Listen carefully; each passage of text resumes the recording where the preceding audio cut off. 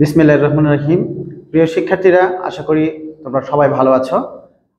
আমরা গত ক্লাসে ইন্টারোগেটিভের ভয়েস চেঞ্জ করেছি। আজকে আমরা ইম্পারেটিভ সেন্টেন্সের ভয়েস চেঞ্জ করব। তোমরা বোর্ডে টপিকটা দেখতে পাচ্ছ। তো আমরা প্রথমে দেখব ইম্পারেটিভ সেন্টেন্স কয় প্রকার হতে পারে। তো ইম্পারেটিভ সেন্টেন্স সাধারণত দেখো ভার্ব দিয়ে শুরু হয়। For example, read the book. আর কি দিয়ে শুরু হয়? ডোন্ট অথবা ডু নট দিয়ে শুরু হয়। ডু নট হেট দি পোর। এরপরে ইম্পারেটিভ বাক্য শুরু হয় নেভার দিয়ে। Never tell a lie. Imperative বাক্য শুরু হতে পারে লেট দিয়ে, যেমন let me do the work. এবার ইম্পারেটিভ বাক্য শুরু হতে পারে মেইন ভার্ব দিয়ে, সাথে ডিরেক্ট এবং ইনডিরেক্ট দুটো অবজেক্টই থাকবে, যেমন bring me a book.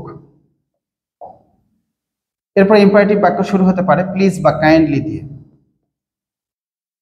Please come in. তো আমরা এখন এই ইম্পারেটিভ বাক্যগুলোকে কিভাবে প্যাসিভ করব সেটা এখন আলোচনা করব। তো ইম্পারেটিভ বাক্য আমরা এক নম্বরে যেটা দেখতে পাচ্ছি সেটা হলো ভার্ব ওয়ান দিয়ে শুরু হয়েছে। ইম্পারেটিভ বাক্য যদি ভার্ব দিয়ে শুরু হয়, মেইন ভার্ব দিয়ে যদি শুরু হয়, তাহলে শুরুতে আমরা লেট নিব। এরপরে এখানে যে ডিরেক্ট অবজেক্টটা আছে, এই ডিরেক্ট অবজেক্টটা এখানে চলে আসবে।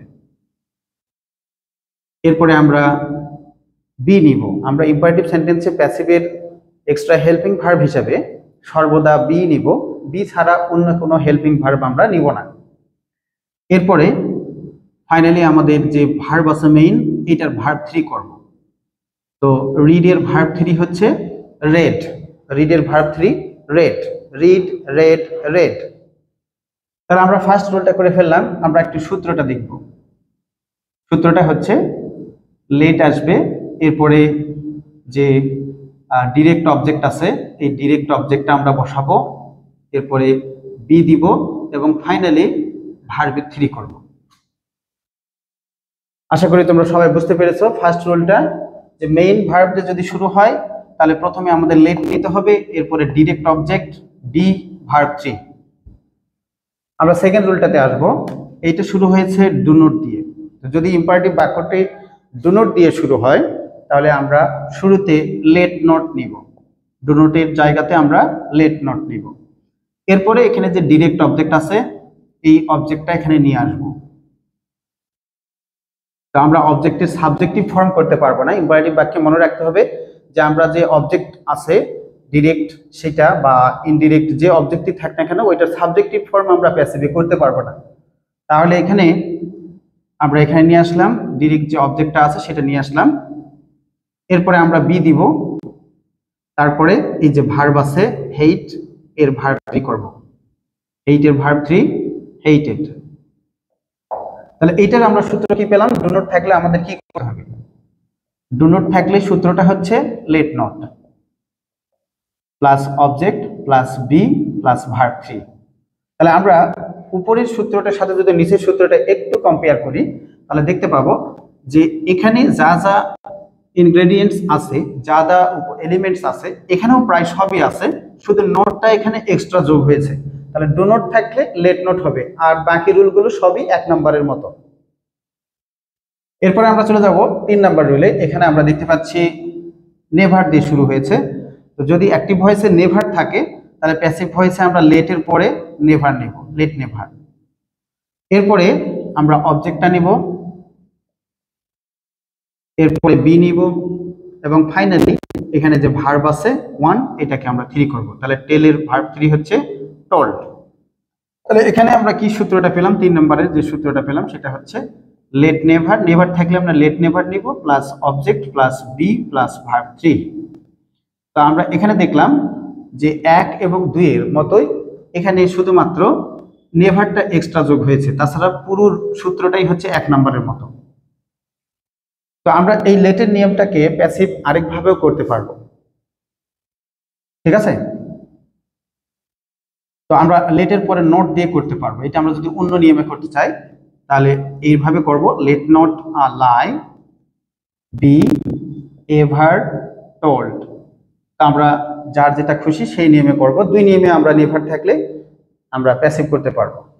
এরপরে আমরা চলে যাব 4 নাম্বার রুলে। 4 নাম্বার রুলটাতে শুরুতেই লেট আছে, তো অ্যাক্টিভ ভয়েসে লেট থাকলে প্যাসিভ ভয়েসেও লেট হবে। এটা মনে রাখতে হবে যে অ্যাক্টিভ ভয়েসে যদি লেট থাকে তাহলে প্যাসিভ ভয়েসে অবশ্যই লেট হবে। এরপরে এখানে দুইটা অবজেক্ট আছে, একটা হচ্ছে ইনডিরেক্ট দিকে বোঝায় আর আরেকটা হচ্ছে ডিরেক্ট, প্রাণীকে বোঝায় মানুষ বাদে। মানুষ ছাড়া আর যত অবজেক্ট হয় সেগুলোই হচ্ছে ডিরেক্ট অবজেক্ট, আর শুধুমাত্র মানুষই পড়ে ইনডিরেক্ট অবজেক্টের মধ্যে। তো ইনডিরেক্ট অবজেক্ট এবং ডিরেক্ট অবজেক্ট দুইটা থাকলে লেটের পরে সবসময় ডিরেক্ট অবজেক্টটা আসবে, তাহলে লেট দ্য ওয়ার্ক। এরপরে নিয়ম অনুসারে অবজেক্টটা এখানে আসার পরেই বি হবে, তারপর আমাদের ভার্ব 3 করতে হবে, যেখানে ডু ভার্ব 1 আছে এটা 3 করব, ডান। এরপর এখন আমরা এই ব্যক্তিবাচক অবজেক্টটাকে কি করব, এইটাকে এর পরে বসে দেব, অবজেক্ট ফর্মে বসবে। অর্থাৎ এখানে অবজেক্টিভ ফর্ম আছে এবং প্যাসিভে গিয়েও এটা অবজেক্টিভ ফর্মেই থাকবে, আমরা সাবজেক্টিভ ফর্ম করতে পারবো না। আগেই বলেছি যে ইম্পারেটিভে আমরা কোনো অবজেক্টকে সাবজেক্টিভ ফর্মে লিখতে পারবো না। এরপরে আমরা চলে যাব 5 নাম্বার রুলে। তো 5 নাম্বার রুলটা হচ্ছে 1 নাম্বারের মতো, ভার্ব দিয়ে শুরু হয়েছে। 1 নাম্বারে ভার্ব দিয়ে শুরু হয়েছে, এখানেও ভার্ব দিয়ে শুরু হয়েছে। But what's the difference between the two sentences? The difference is that, এখানে পার্থক্যটা হচ্ছে যে 1 নাম্বার সেন্টেন্সে শুধু একটা অবজেক্ট আছে, কিন্তু 5 নাম্বার যে সেন্টেন্সটা আমরা দেখতে পাচ্ছি এখানে আমরা দুইটা অবজেক্ট দেখতে পাচ্ছি, একটা ইনডিরেক্ট অবজেক্ট এবং একটা ডিরেক্ট অবজেক্ট। তো এরকম যদি মেইন ভার্বের পরে ইনডিরেক্ট এবং ডিরেক্ট দুইটা অবজেক্ট থাকে, তো সেক্ষেত্রেও আমাদের শুরুতে লেটই নিতে হবে, লেট তো অবশ্যই নিতে হবে। এরপরে আমরা এই ডিরেক্ট অবজেক্টটাকে এখানে নিয়ে আসব, দেন আমরা বি নিব, এরপর ভার্বে 3 করব। এগুলো সব কাজ ওই যে 1 নাম্বার সূত্রের মতো। 1 নাম্বার সূত্রে আমরা যে কাজগুলো করেছি ওই কাজগুলোই এখানে চলে আসতেছে সবই। লেট অবজেক্ট বি ভার্ব 3, এই যে এখানে লেখা আছে লেট অবজেক্ট বি ভার্ব 3, অর্থাৎ 1 নাম্বার সূত্রটা সব জায়গাতেই ফলো হচ্ছে, শুধু একটু করে চেঞ্জ হচ্ছে। এরপরে আমরা এখন এই ব্যক্তিবাচক অবজেক্টটাকে কি করব, যদি মেইন ভার্বের পরে ব্যক্তিবাচক অবজেক্ট থাকে তাহলে এখানে বোঝানো হয় যে আমার জন্য একটা বই আনো, বা আমার জন্য একটা কলম আনো, বা আমার জন্য একটা পাতা আনো। তো আমার জন্য আনতে বলা হয় এখানে ব্রিং মি আ বুক, এর বাংলাটা হচ্ছে আমাকে একটা বই এনে দাও, মানে আমার জন্য একটা বই আনো। জন্য এখানে আসতেছে, যার কারণে আমরা এখানে প্রেপোজিশন বাই না নিয়ে ফর নিব, এবং এই যে অবজেক্টটা আছে এইটা আমরা এখানে অবজেক্টিভ ফর্মে রেখে দেব। তাহলে কি হলো, ব্রিং মি আ বুক, তাহলে late a book B ব্রট for me. এবার আমরা 6 নাম্বার রুলে যাব, ফাইনাল রুলে। এখানে আমরা দেখতে পাচ্ছি প্লিজ দিয়ে শুরু হয়েছে, তো ইম্পারেটিভ বাক্য প্লিজ দিয়ে শুরু হতে পারে অথবা কাইন্ডলি দিয়ে শুরু হতে পারে, এটা একটা কথা। আর 2 নম্বর কথা হচ্ছে যদি অবজেক্ট না থাকে, যদি অবজেক্ট না থাকে বাক্যের মধ্যে, তাহলে সেই ক্ষেত্রে আমরা কি করব, যদি প্লিজ থাকে তাহলে আমরা প্যাসিভে শুরুতে ইউ আর রিকোয়েস্টেড টু লিখব, ইউ আর রিকোয়েস্টেড টু।